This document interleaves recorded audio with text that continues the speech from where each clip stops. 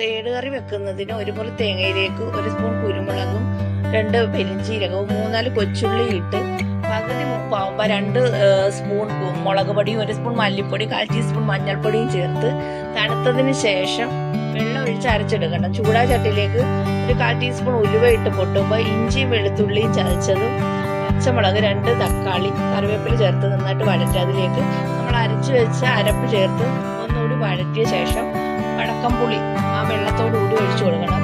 കറിക്ക് ആവശ്യമായ വെള്ളം ഒഴിച്ച് ഉപ്പ് ഇട്ട് അടച്ചു വെക്കാം. തിളച്ച് വരുമ്പോൾ മീൻ ചേർത്ത് കൊടുക്കാം.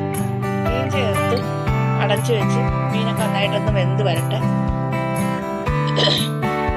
അതിനുശേഷം തുറന്ന് കറിയൊക്കെ പറ്റി എണ്ണയൊക്കെ തെളിഞ്ഞ് വരുമ്പോൾ കറിവേപ്പിലയും ചേർത്ത് അടച്ച് 5 മിനിറ്റ് കൂടി വെച്ചതിന് ശേഷം വിളമ്പ സൂപ്പർ തേട് കറി. തേങ്ങ മൂപ്പിക്കേണ്ടവർക്ക് മൂപ്പിച്ച് ചെയ്യാം.